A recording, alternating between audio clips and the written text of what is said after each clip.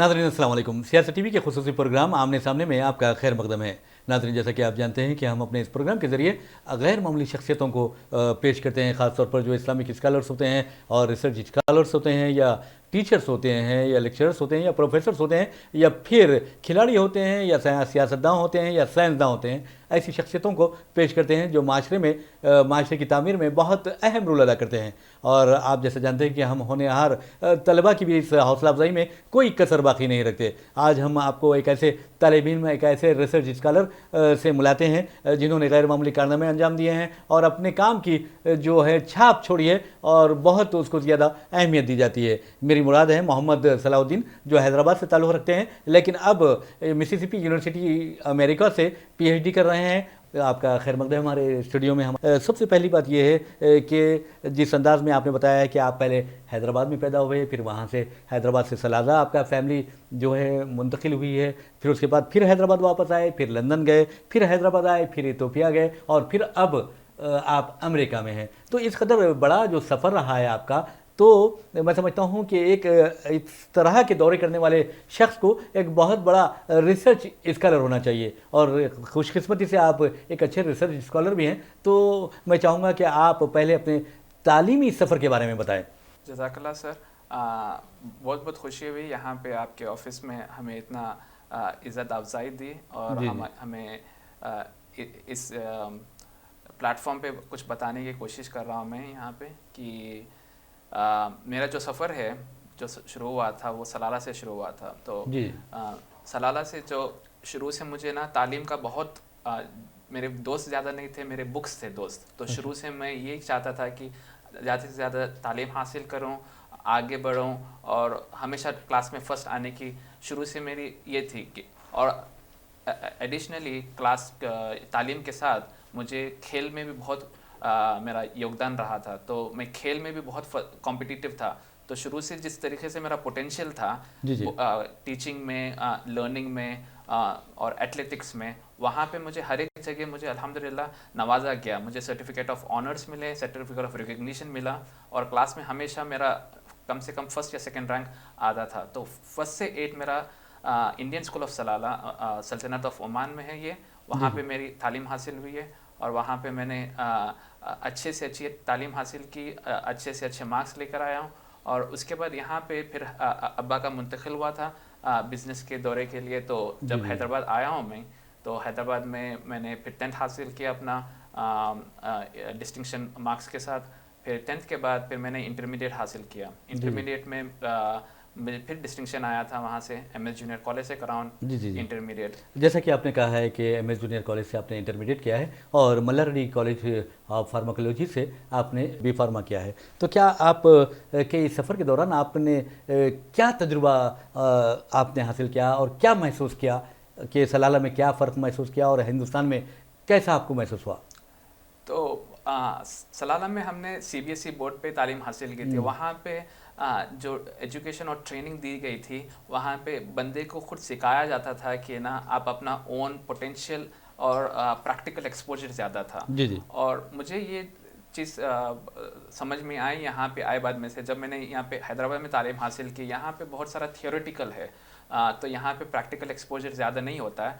मगर जो मेरा फाउंडेशन था, जहाँ पे मुझे प्रैक्टिकल एक्सपोजर ऑलरेडी मिल चुका था, तो मैं हमेशा एक एज था मेरा क्लासमेट्स में के साथ कि ना आगे बढ़।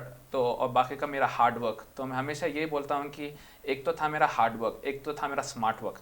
तो मैंने दोनों को लेकर चला और हमेशा आगे बढ़ने की क्षमता रखता था और अल्लाह ताला के रहम व करम से, माँ बाप की दुआ से आगे बढ़ा हूँ।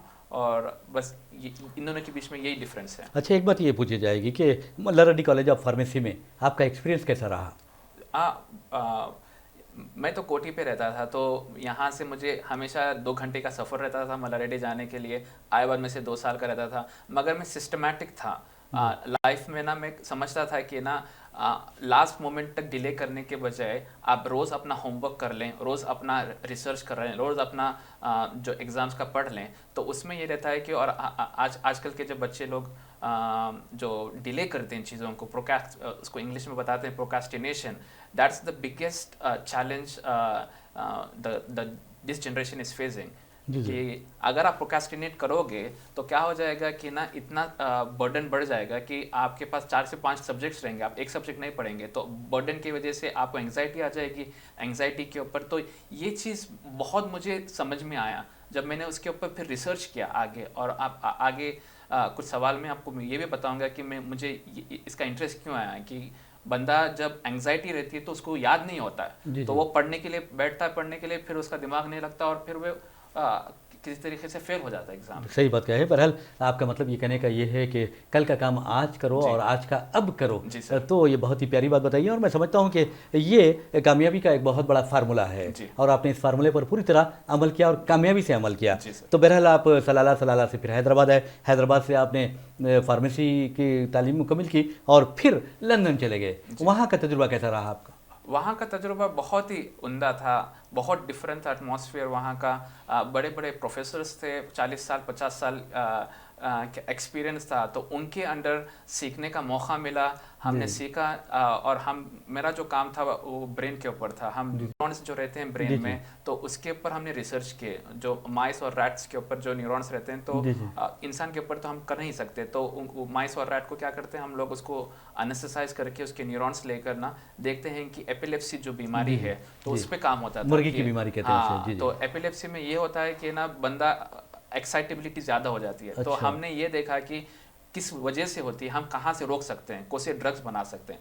तो हमेशा ये होता है कि जो ड्रग्स हैं मार्केट में वो काफ़ी नहीं होते, क्योंकि वो हर एक बंदे को, हर एक पेशेंट अलग होता है। तो उसकी वजह से हम ये देखना चाह रहे थे कि उसका जो फाउंडेशन है, क्यों बीमारी होती है, तो उसके ऊपर हम काम कर रहे थे। और अल्हम्दुलिल्लाह वहाँ से 2-3 पब्लिकेशंस आए हैं मेरे पेपर्स, जी जी और साइंटिफिक कम्युनिटी ने अप्रिशिएट किया इसको। जी जी तो ये काम चल रहा था मेरा। जी जी जी। हाँ, जैसा कि आपने कहा है कि पब्लिकेशंस की बात की है, पेपर्स की बात की है, तो इस दौरान आपके कितने पेपर्स इंटरनेशनल जो मैगजीन्स है या जरीदे हैं जी और ख़ासतौर पर मेडिकल जर्नल्स जो हैं जी। उसमें शाये हुए हैं? तो अभी मेरा काउंट राइट नाउ 35 है, जी 35 पब्लिकेशंस है। तो और मेरा कम से कम 15 पब्लिकेशंस अंडर रिव्यू है डिफरेंट जर्नल्स में। तो मेरा काम चलते रहता है, तो जर्नल्स को हम सबमिट करते हैं, तो फिर वो क्या करते हैं 3 से 4 रिव्यूअर्स को देते हैं, जी तो जो मेरे फील्ड के ओन रहते हैं, तो वो समझते हैं कि भाई ये बंदा, ये पेपर हम पब्लिश करें ना करें। जी जी। तो कम से कम 15 पेपर्स मेरे और अंडर रिव्यू हैं, तो तो इंशाल्लाह। कौन से ममालिक के जो आपने इंस्टीट्यूट से जो आपने अपने पेपर्स पेश किए जी। हैं या सो जर्नल्स हैं? तो ये जो ग्रुप ऑफ जर्नल्स हैं, एक तो बहुत बड़ा उम्दा जर्नल है, उसका नाम है बीएमसी। ये जर्नल यूके से छापा जाता है। तो इसमें बीएमसी जर्नल्स में बहुत सारे अलग अलग डोमेन्स होते हैं, जैसा न्यूरोसाइंस होता है, जी जी फार्माकोलॉजी होता है, इन्फेक्शियस डिजीजेस होता है। तो मेरा काम बहुत ज़्यादा फार्माकोलॉजी और इन्फेक्शियस डिजीजेस पे होता अच्छा है। अच्छा। तो इन्फेक्शियस डिजीज का मतलब, जैसा आगे मैं बताऊंगा कि मेरा जो जर्नी थी इथोपिया की, तो वहाँ पे सैनिटेशन का जो प्रॉब्लम होता है, हिफ्ज़ान सेहत कहते हैं हाँ उसे। जी जी जी, सैनिटेशन का, और तो उसकी वजह से, और अपने इंडिया में भी बहुत सारा पोल्यूशन है और जो हाइजीनिक जो प्रॉब्लम्स है, तो इससे इन्फेक्शन से बहुत ज़्यादा होते हैं। तो ऐसे जर्नल्स हैं बहुत सारे, जी और वो लोग दे आर हंगर, उनको भूख है अच्छे से अच्छे पब्लिकेशंस को एक्सेप्ट करने की, काम एक्सेप्ट करने की। तो एक तो जर्नल ये हो गया। दूसरे जर्नल्स हैं +1, ये भी बहुत बड़ा जर्नल है, ये भी यूके और जर्मनी से छापा जाता जी है। जी और इससे हटके ऑक्सफोर्ड एकेडमिक्स है, और हार्मोन्स एंड बिहेवियर, ये जी एल्सेवियर, अमेरिकन केमिकल सोसाइटी, तो बहुत सारे जर्नल्स हैं। और वहाँ पे मैं छापता भी हूँ और वहाँ पे मैं रिव्यूअर भी हूँ। जी तो जी, कम से अच्छा, कम 5 जर्नल्स में मैं खुद पीयर रिव्यूअर हूँ, तो मुझे खुद पेपर्स आते हैं रिव्यू करने के लिए। जी जी। तो उतना अल्हम्दुलिल्लाह एक्सपीरियंस आ कितने गया। साल आप लंदन में रहे? 2 साल था मैं लंदन। फिर हैदराबाद वापस आए जी जी और हैदराबाद में भी आपने काम किया है। जी तो हैदराबाद में कहाँ काम किया है और किस हैसियत से काम किया है? जी। हैदराबाद में मैं यहाँ पे एक हाईटेक सिटी में कंपनी थी, यूनाइटेड हेल्थ ग्रुप, वहाँ पे मैंने क्लेम्स एसोसिएट लेवल पे स्टार्ट किया था काम करना। तो 18 महीने का मेरा सफ़र था वहाँ पे। 18 महीने में कम से कम मुझे 18 सर्टिफिकेट्स मिले हैं रिकग्निशन के। जी जी क्योंकि मेरा काम ये था कि ना हमेशा स्मार्ट वर्क और हार्ड वर्क दोनों में लेके चलता था। जी जी तो मैं कुछ ऐसा वहाँ पे इन्वेंट किया कि ना 10 घंटे का काम आप 6 घंटे में कैसा कर सकते हैं। तो मैंने इस तरीके से प्रोसेस को इतना ऑटोमेट कर दिया कि आपको इंसान की ज़रूरत नहीं पड़ती है, तो आप खुद ब खुद ही कंप्यूटर को कमांड दे देते हैं और कंप्यूटर खुद कर देता काम। तो उसके वजह से मुझे बहुत सारे रिकग्निशंस मिले और मुझे प्रमोशन का ऑफर्स भी मिले अच्छे से अच्छी पोजीशंस के लिए। बट मैंने यही सोचा अपने के लिए कि ना स्काई इज़ द लिमिट, आप बाउंड्रीज अपने लिए खुद बनाते हैं। तो जब मुझे समझ में आ गया कि जितना मैंने हासिल किया मुझे और आगे तालीम हासिल करनी है, तो फिर मैं जब सोचा कि मुझे ऑफ़र आया था असिस्टेंट प्रोफेसर का इथियोपिया से, तो फिर मैं वहाँ पे मुंतकिल हुआ और फिर वहाँ से मैंने अपनी नई ज़िंदगी शुरू की टीचिंग और लर्निंग के बारे में। जी। अच्छा, कितने साल वहाँ रहे आप इथियोपिया में? जी। हाँ, इथियोपिया में मैं पूरे 6 साल था सर। अच्छा। वहाँ पे एक कॉन्ट्रैक्ट 2 साल का होता है, तो मैंने पूरे 3 कॉन्ट्रैक्ट्स कंप्लीट किए हैं। जी। और मुझे प्रमोशन दिया गया वहाँ पे, सैलरी बढ़ाई गई वहाँ पे, और साइंटिफिक कम्युनिटी, जो कम्युनिटी में जाके लोगों के साथ हम मिलके उनके जो प्रॉब्लम्स होते हैं पता करके, तो एपिलेप्सी का वही सेम प्रॉब्लम वहाँ पे भी है। तो वहाँ पे एक चीज़ ये बताना चाह रहा था मैं कि इथियोपिया में एक कम्युनिटी बना दी है एपिलेप्सी की, तो ये समझते हैं कि ये बीमारी फैलती है। तो एक एक घर में ना कोई बंदा जो उससे पीड़ित है, उनको ले लेके एक छोटे से गांव में उनका एक छोटा सा एक तबादला बनाकर रख दिया है। जी। तो एक कैंप बना दिया। हाँ, एक कैंप बना दिया। तो वो समझते हैं कि अगर उनको शहर में ला लिया तो फैल जाएगी। तो वो थोड़ा सा उनके पास मिसकंसेप्शन था, यानी तोहम परस्ती की वजह से। जी, तो फिर हम गए जाके अवेयरनेस क्रिएट किए, उनको बताया कि भाई ये बीमारी फैलती नहीं है, ये तो ब्रेन की बीमारी है, इसके लिए मेडिसिन की ज़रूरत है। और UN-8 से उनको हेल्प मिलती रहती है और पैसा मिलता है, हम रिसर्च करते हैं अल्हम्दुलिल्लाह, और बहुत सारे पब्लिकेशंस आए मेरे वहाँ से। बहरहाल नाज़रीन, आपको बता दें कि मोहम्मद सलाउद्दीन ने वहाँ पर बहुत काम किया, और जो एपिलेप्सी यानी मर्गी के जो मरीज़ होते हैं उनको बीमारी से बचाने के लिए बहुत कुछ रिसर्च की। लेकिन क्या रिसर्च की है, देखते हैं एक छोटे से ब्रेक के बाद।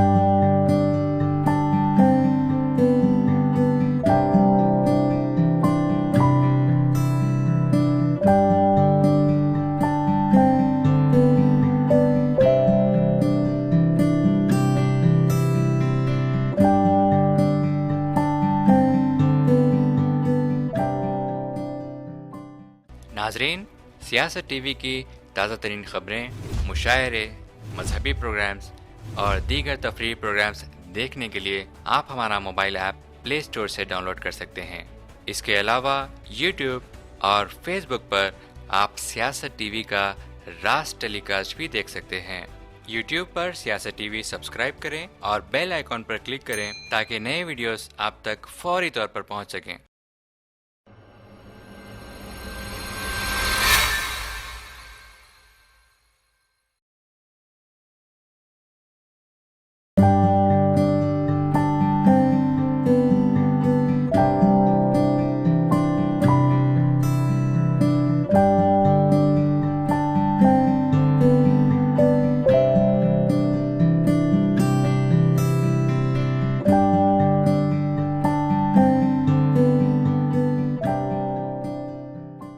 नाज़रीन, ब्रेक के बाद फिर से आपका खैर मकदम है। हम बात कर रहे थे मोहम्मद सलाउद्दीन से कि इथियोपिया में उन्होंने क्या रिसर्च की है, उनका काम किस तरह रहा है। बहरहाल सवाल ये पैदा होता है कि जैसा कि आपने कहा है कि इथियोपिया में भी मर्गी के मरीज़ पाए जाते हैं, और वहाँ पर जो मिसकंसेप्शन है कि ये बीमारी से फैलने वाली बीमारी है, तो आपने इससे पहले जो बात की है इन्फेक्शियस डिसीज़ की बात की थी, तो उस बारे में क्या कहेंगे आप? तो एपिलेप्सी तो इन्फेक्शियस डिजीजेस नहीं है, उससे हटके वहाँ पे ना गैस्ट्रोएंटराइटिस और बहुत सारे ऑन्कोसर्कियासिस, लिशमैनियासिस, और ये बहुत सारे इन्फेक्शियस डिजीजेस हैं जो वहाँ पे ट्रॉपिकल रेन फॉरेस्ट है, तो वहाँ पे तो कॉमन होता है कि ना डिजीजेस पाए जाते हैं, तो वहाँ पे एंटीबायोटिक्स। तो प्रॉब्लम ये है कि ना वहाँ पे उनके पास इक्विपमेंट्स नहीं थे। आपका ब्लड सैंपल लें, उसके बाद 3 दिन के बाद उसकी रिपोर्ट आती है, फिर आपका पता करते हैं कि फिर उसके बाद एंटीबायोटिक स्टार्ट करते हैं। तो प्रॉब्लम, हमने अवेयरनेस ये क्रिएट किया कि अगर antibiotic on the spot start करेंगे तो ये हो जाएगा कि रेसिस्टेंस आ जाएगा बंदे को। तो हमने ये बताया कि मल्टी ड्रग रेसिस्टेंस, आजकल एंटीबायोटिक्स को पैदा करना बहुत बड़ी बात होती है। कम से कम आपको बताता हूँ कि ना एक ड्रग को मार्केट में लाने के लिए 20 साल का प्रोसेस रहता है कि आप रिसर्च करिएगा, एनिमल्स पे टेस्ट होता है, उसके बाद ह्यूमंस पे टेस्ट होता है, उसके बाद कुछ ना कुछ अगर उसके ऐसे साइड इफेक्ट्स आ जाते हैं तो उसमें ये हो जाता है कि ड्रग को रोक देते हैं, बोलते हैं कि फिर उसको क्लियर करिएगा, फिर उसके बाद फिर वो मार्केट में आता है। तो कम से कम $1 मिलियन उसके ऊपर इन्वेस्टमेंट होता है, फिर वो ड्रग मार्केट में आता है। तो हम यही कोशिश कर रहे थे कि ना ये रेसिस्टेंस है, आप सही तरीके से इसका ट्रीटमेंट करिएगा। जी। तो तो ये इन्फेक्शियस डिजीजेस वहाँ पे बहुत पाए जाते हैं। तो हमें भी थोड़ा सा हम भी संभल के थे वहाँ पे, और हमने भी रिसर्च किया, बताया उनको, अवेयरनेस क्रिएट किया और पब्लिकेशंस निकाले वहाँ से। अच्छा, एक तो आप वहाँ इथियोपिया में आए, टीचिंग से भी वाबस्ता रहे और रिसर्च भी जारी रहा, आप कहने रिसर्च का सिलसिला जारी रहा, और फिर आप पीएचडी के लिए अमेरिका आ गए। जी। बहरहाल नाज़रीन, आपको बता दें कि मोहम्मद सलाहुद्दीन एक होनहार तालिब इल्म है और उन्हें उनके नुमायाँ कारकर्दगी पर, उनके नुमायाँ यानी कारनामों पर Marvin Davis graduate student award अता किया गया है। और ये अवार्ड आपको बता दूं कि department of biomolecular science division of pharmacology university of Mississippi की जानिब से दिया जाता है। और जो मार्विन डेविस हैं वो इस शोबे के बहुत ही माहिर शख्सियत थे और उनके ही नाम से ये अवार्ड दिया जाता है। और ये बहुत खुशी की बात है कि एक हैदराबादी नौजवान को ये अवार्ड अता किया गया है, और ये अवार्ड हर किसी को नहीं दिया जाता, तो इसीलिए भी ये हैदराबादियों के लिए और ख़ास तौर पर मोहम्मद सलाहुद्दीन के लिए और उनके वालिदैन के लिए बड़े एजाज़ की बात है। क्या उस यूनिवर्सिटी में कई मुस्लिम तलबा व तालिबात हैं? जी सर, हाँ, मुस्लिम तालिबात हैं, जॉर्डन से, सऊदी अरेबिया से, फ़लस्तीन से बहुत सारे लोग आते हैं। तो इंडिया से मैं अकेला था वहाँ पे, और फिर बाकी के इंटरनेशनल स्टूडेंट्स भी थे, चाइना से, जिम्बाब्वे से और नाइजीरिया से और कोरिया से, बहुत सारे जगह से आते हैं। जी। और सब लोग काम करते हैं। द एज मेरे पास जो था कि मुझे काम सीखने की ज़रूरत नहीं थी, तो मैंने 6 साल जो मेरी मेहनत थी, तो मैं जाके फर्स्ट ईयर में एग्जीक्यूट किया और मुझे 6 महीने में नॉमिनेट कर दिया गया डिपार्टमेंट से कि इनकी प्रोफाइल बहुत स्ट्रांग है, तो इनको ये अवार्ड के हकदार हैं, तो आप नॉमिनेट करिएगा। और फिर फैकल्टी में जो भी कमेटी में डिसीजन होता है, तो उसके हिसाब से फिर मुझे नवाजा गया ये अवार्ड। एक बात, एक तो आप पीएचडी भी कर रहे हैं और दूसरे प्रोजेक्ट से भी आप मुंसलिक हैं या ताल्लुक़ रखते हैं और कर रहे हैं, तो कौन सा प्रोजेक्ट, ऐसे कौन से प्रोजेक्ट है जिसके साथ आप जुड़े हुए हैं? जी, अब मैं अपने प्रेजेंट पीएचडी प्रोजेक्ट के अलावा मेरा कोलैबोरेशन चलता है साइंटिफिक डिफरेंट साइंटिस्ट से। तो राइट नाउ मेरे जो साइंटिस्ट हैं जिससे कोलैबोरेशन चल रहा है वो सऊदी अरेबिया में, जॉर्डन में, हंगरी में, कनाडा में, इथियोपिया में और इंडिया में। तो यहाँ पे मेरा कोलैबोरेशन चल रहा है। हम स्लीप पे काम करते हैं, तो वो मेन डिपेंडेंट है। हम हमेशा ये सोचते हैं कि स्लीप इम्पॉर्टेंट नहीं होती है, मगर आदमी को एक दिन अगर नींद नहीं रहेगी तो फिर वो दूसरे दिन काम नहीं करेगा। तो वो स्लीप को डिप्राइव अगर आप करोगे तो उसके ऊपर बहुत सारे प्रॉब्लम्स आएंगे। और आजकल जो होता है कि हम जिस पे काम कर रहे हैं वो सोशल ड्रग्स हैं। ड्रग्स का मतलब, एक मेरा पेपर बताता हूँ आपको कि इथियोपिया में एक प्लांट पाया जाता है जिससे बंदा हाई हो जाता है। तो वो एक सीएनएस ड्रग है जो आपको स्टिमुलेट कर देता है। तो उसमें ये हो जाता है कि बंदा सो नहीं पाता, तो काम ज़्यादा कर सकता है। मगर ये है कि कुदरत का निज़ाम ऐसा है कि भाई 8 घंटे नींद ज़रूरत है। अगर आप कुछ ड्रग्स लेके आप सोए नहीं और आप काम पे काम किए जाए तो आपको ये हो जाता है कि भाई प्रॉब्लम हो जाती है फ्यूचर में। अक्सर ये देखा गया है कि चलिए आपको नींद नहीं आ रही है तो लोग ड्रग्स लेते हैं नींद के लिए, और अक्सर ये भी देखा गया है कि अगर नींद नहीं लेनी है तब भी ड्रग्स लेते हैं, तो ये दोनों भी नुकसानदार है। हाँ, दोनों भी नुकसानदार है। जी। तो ये तो आजकल जिस तरीके से जनरेशन जा रही है, यहाँ पे बहुत सारे ड्रग्स में ना नींद नहीं आ सकती है। तो नींद नहीं आती क्योंकि सब में स्टिमुलेंट है, क्योंकि कुछ ऐसे बीमारियां हैं जैसे एंजाइटी हो गया, डिप्रेशन हो गया, इंसोम्निया हो गया।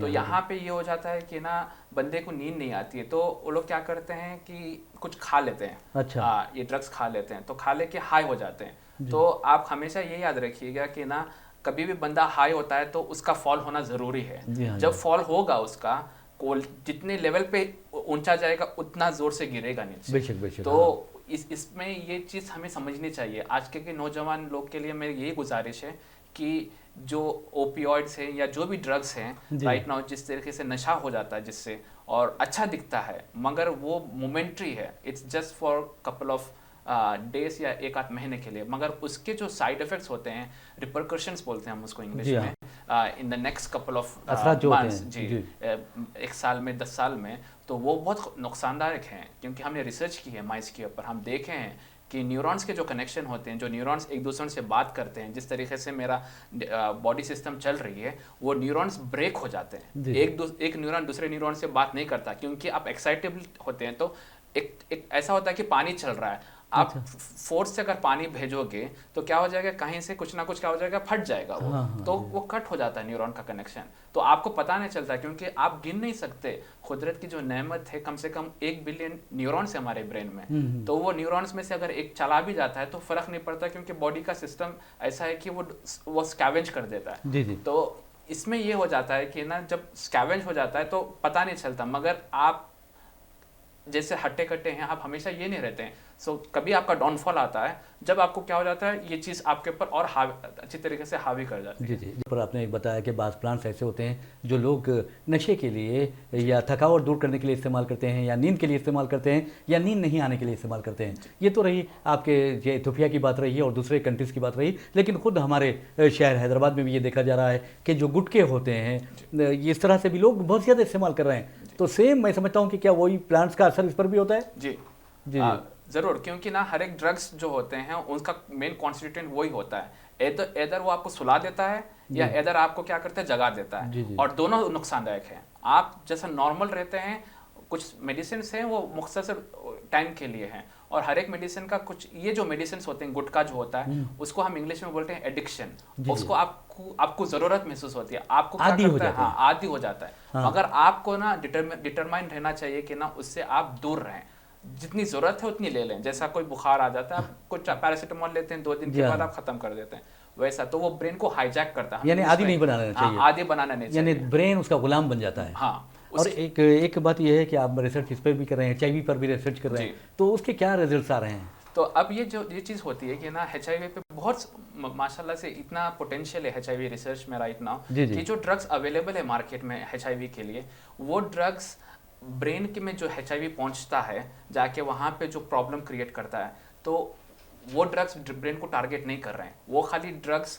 आपके पेरिफेरी, आपके जिस्म पे काम कर रहे हैं। तो हम ये सोच रहे हैं कि ना, हमने कुछ ड्रग्स ऐसे निकाले हैं मार्केट में, न्यूरोस्टेरॉइड्स बोल के, जो क्या होता है कि जो ब्रेन में खुद फॉर्म होते हैं। तो ऐसा देखा गया कि ना वुमेन जो औरत होती है, जो ख़वातीन होती है, जो उनके पास कुछ हार्मोन्स होते हैं, उनके ऊपर HIV कम असर करता है। तो ये हमें लीड अच्छी मिल गई। तो हमने ये सोचा कि ख़वातीन और मर्द हजरात में डिफरेंस क्या है, इनके पास हार्मोन्स होते हैं। तो हमने ये देखा कि फिर हमने रिसर्च की उसके ऊपर, पता किया कि अगर ये हार्मोन्स हम थोड़े से मेल को दें तो उसमें कुछ प्रोटेक्शन आ सकता है HIV का, और आ रहा है। बहुत कन्विंसिंग रिजल्ट्स आ रहे हैं। और मेरे एक पब्लिकेशन पिछले दिसंबर 2019 में 4.5 इम्पैक्ट फैक्टर एक जर्नल में पब्लिश हुआ है, और वहाँ पे ये बताया गया है कि ना, इसमें बहुत सारा HIV का जो जाके न्यूरॉन्स को किल कर देता है, वो HIV बहुत बड़ा वायरस है जो न्यूरॉन्स को किल कर देता है। तो वहाँ पे ये न्यूरॉन के डेथ को कम कर देते हैं। जी। बहरहाल ये तो आपकी रिसर्च रही है, आपके मैं चाहूँगा कि आपका पर्सनल जो है उस लेवल पर हम आते हैं, ख़ासतौर पर आपके वालिदैन के बारे में, क्योंकि अगर वालिदैन आपको अगर सही रास्ता नहीं दिखाते तो मैं समझता हूँ कि आप मंजिल पर नहीं पहुँच पाते। और जहाँ तक इस्लामी तालीमात का सवाल है, यहाँ रिसर्च की कोई ज़रूरत नहीं है, बल्कि यहाँ पर वाज़ेह तौर पर बता दिया गया है कि अपने माँ बाप का हुक्म मानो, उनके हुक्म के ताबे रहो और फर्मा बरदारी करो, और उन्हें उफ़ तक ना कहो। तो फिर आप क्या कहेंगे अपने माँ बाप के बारे में, जो आपकी तरक्की हुई है, उसका क्रेडिट किसको देंगे? सबसे पहले मेरे माँ बाप को दूंगा मैं। मेरे बाबा तहज्जुद गुजार हैं, तो वो तहज्जुद में उठ के दुआ करते हैं। तो मैं शुरू से अब्बा को नोटिस करता था, मैं बहुत ही अटेंशन टू डिटेल था। तो मैं जब देखता था अब्बा को तहज्जुद में उठ के दुआ करते थे, तो मैंने उनके फुटस्टेप्स पे अपना कदम बढ़ाया। अल्हम्दुलिल्लाह मेरी भी तहज्जुद होती है, मेरी भी 5 वक्त की नमाज होती है। तो जब आदमी इस इस्लाम की रस्सी को पकड़ लेता है तो कहीं भी भटक नहीं सकता, और जब अल्लाह की मदद आती है तो फिर आपको दीन भी मिल जाता है और दुनिया भी मिल जाती है। और मेरी माँ भी वही है कि हमेशा दुआ करती है, कुरान पढ़ती है और बोलती है कि भाई आप आगे बढ़िएगा। तो बस उन दोनों की दुआ है जो मैं यहाँ तक पहुँचा हूँ। कितने भाई बहन हैं आप लोग? हम लोग मुझे मिलाकर हम लोग 6 भाई बहन हैं। जी। 2 बहनें और 4 भाई हैं। एक भाई मेरा थोड़ा सा माजूर है, स्ट्रोक हुआ था उनको, तो वो घर पे हैं। बाकी के एक भाई और एक छोटा भाई शिकागो में, वो भी आला तालीम हासिल कर रहा है और जॉब कर रहा है, और एक भाई अब्बा के साथ काम कर रहे हैं, और 2 बहन की शादी हो गई है। जी। बहरहाल हम चाहेंगे कि जो हमारी एक रिवायत रही है इस प्रोग्राम की, और ख़ास तौर पर जो आमने सामने प्रोग्राम देखते हैं लोग, उन्हें भी अच्छी तरह अंदाज़ा है कि हम अपने मेहमान से, हमारे जो नाज़रीन हैं, जो व्यूवर्स हैं, उनके लिए एक मैसेज लेते हैं तो आप क्या मैसेज देंगे? क्या उनके तालीम का मैसेज देंगे, या उनको अपने माँ बाप की फरमाबरदारी का मैसेज देंगे, या वक्त की पाबंदी का मैसेज देंगे? आखिर आप अपना क्या मैसेज देंगे उन्हें? मैं तो ये बोलूँगा कि आजकल की जो यंग जनरेशन है जी तो वो तो माँ बाप को फॉलो करें। माँ बाप जो बताते हैं वो ख़राब दिखता होगा आपको टेम्परेरी, मगर उसमें बहुत सारी चीज़ें पोशीदा होती हैं जी जी आपके फ्यूचर के लिए। और आपकी मेहनत एट द सेम टाइम, दवा और दुआ दोनों काम करती है। बस ये ना सोचें कि आपके माँ बाप आपके लिए दुआ करें तो आप आगे बढ़ सकते हैं। जी तो जी आप ये करिएगा कि आप मेहनत करिए, एट द सेम टाइम माँ बाप की फरमाबरदारी करिए, और दिल लगा के पढ़िएगा। तो उसमें ये हो जाता है कि ना आपको खुद उसमें पता चलता है कि भाई खुशनमी महसूस होती है, और आप फ्यूचर में और आगे बढ़ सकते हैं। अगर आप द बेसिक टाइम जो आपको डिफ्रेंशिएट करना पड़ता है, अगर आप मुझे बताएं, तो फिर वो 10th और 12th और फर्स्ट डिग्री जो होती है आपकी अंडर ग्रेजुएट, उसमें अगर आप अपने आप को संभाल लें और ऐसी कम्युनिटी, ऐसा नेटवर्क ऑफ फ्रेंड्स बना लें, जी जी तो उसमें ये हो जाता है कि आपके नेटवर्क ऑफ फ्रेंड्स में कंपटीशन पैदा होता है, एक दूसरे से सीखने का मकसद पैदा होता है, और एक दूसरे को सिखा सकते हैं, एक दूसरे से सीख सकते हैं, और फिर आप आगे बढ़ सकते हैं। सो वो नेटवर्क ऑफ फ्रेंड्स बहुत इंपॉर्टेंट है। वन पर्सन हमेशा डिफीट हो जाता है, इन अ ग्रुप कोई डिवाइड नहीं कर सकता, और आप आगे बढ़ सकते हैं। बहरहाल नाज़रीन, मोहम्मद सलाहुद्दीन ने बहुत ही प्यारा मैसेज दिया है, और आप उनके मैसेज से अंदाज़ा लगा सकते हैं कि किस तरह वो मिली दर्द रखते हैं, और वो चाहते हैं कि मिल्लत के भी जो बच्चे हैं, नौनिहाल हैं, वो तरक्की करें, पढ़ें, खूब पढ़ें, और तरक्की करते हुए अपने मुल्क व मिल्लत का नाम रोशन करें। आपको ये भी बता दें कि मोहम्मद सलाहुद्दीन नूरखां बाज़ार के रहने वाले हैं, और जहाँ तक ओल्ड सिटी का सवाल है, दरअसल ये एक गोल्ड सिटी है, और यहाँ पर हीरे ही हीरे पाए जाते हैं, लेकिन उन्हें सिर्फ पॉलिश की ज़रूरत होती है, उनकी रहनुमाई की ज़रूरत होती है। अगर हम अपने बच्चों की रहनुमाई करें और उन्हें बताएं कि दीन इस्लाम ने तालीम की क्या अहमियत बताई है, तो मैं समझता हूँ कि तमाम जो हमारे बच्चे हैं वो इल्म की तरफ दौड़ पड़ेंगे, हुस्न इल्म का जो शौक़ है उनमें पैदा होगा, और वो भी आसमान की बुलंदियों को छुएंगे। और याद रखिए, तालीम ही तरक्की की राह हमवार करती है, तरक्की की जानिब गामजन करती है इंसान को, और तालीम ही हकीकत में इंसान को इंसान बनाती है। बहरहाल ये इसी मैसेज के साथ जो मोहम्मद सलाहुद्दीन ने दिया है, हम अपना प्रोग्राम आमने सामने का इख्तिताम करते हैं। मुझे मोहम्मद रियाज अहमद को इजाज़त दीजिए, इंशाल्लाह फिर मुलाकात होगी, फिर बात होगी। तब तक के लिए अल्लाह हाफ़िज़।